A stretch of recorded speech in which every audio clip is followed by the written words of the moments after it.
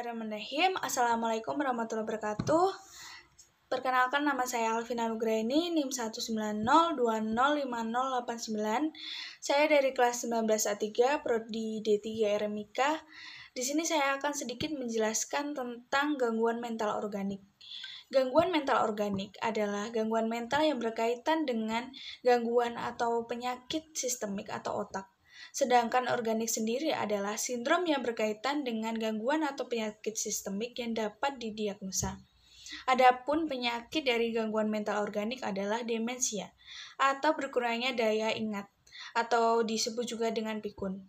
Adalah sindrom akibat gangguan otak yang bersifat kronik progresif atau terdapat gangguan fungsi luhur, gangguan perilaku sebagai akibat berubahnya susunan saraf di otak. Jenis gangguannya adalah daya ingat, daya pikir, orientasi atau mengenal, daya tangkap, berhitung, kemampuan belajar, dan berbahasa. Umumnya disertai abnormalitas kognitif dan ada kalanya diawali penurunan dalam pengendalian emosi, perilaku sosial, atau motivasi hidup. Adapun sindrom demensia terjadi pada penyakit yang pertama Alzheimer atau apoptosis sel otak, yang kedua cerebrovaskuler atau gangguan sirkulasi darah pada otak. Pedoman diagnosis. Yang pertama, adanya penurunan kemampuan daya ingat, daya pikir, sampai mengganggu kegiatan harian seseorang seperti berpakaian, makan, kebersihan diri, seperti mandi, BAB, BAK. Yang kedua, tidak ada gangguan kesadaran.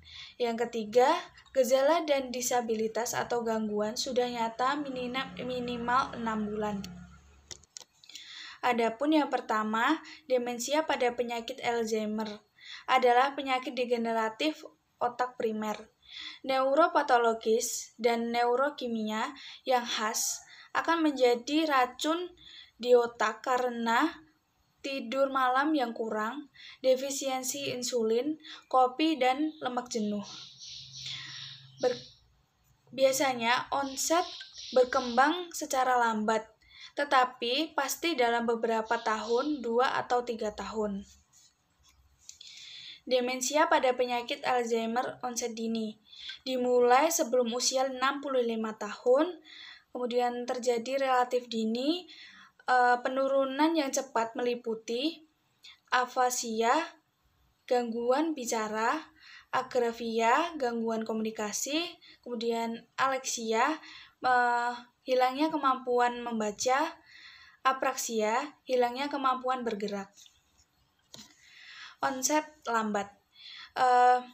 Sesudah usia 65, biasa akhir 70-an, kemudian kemerosotan yang lamban. Yang terakhir, gambaran utamanya adalah gangguan daya ingat. Adapun yang kedua, demensia vaskuler atau stroke ringan atau demensia arteriosklerotik termasuk multi-infark. Yang pertama, adanya riwayat iskemia atau penurunan suplai oksigen di otak. Yang kedua, paresis yang sejenak atau hilangnya penglihatan. Yang ketiga, abnormalitas daya ingat, daya pikir menjadi nyata. Dan yang keempat, etiologi adalah infark atau nekrosis otak atau kematian jaringan otak akibat atau karena hipertensi. Sekian penjelasan dari saya. Apabila ada salah kata mohon dimaafkan. Semoga dari penjelasan saya tadi bisa bermanfaat bagi kita semua. Terima kasih. Wassalamualaikum warahmatullahi wabarakatuh.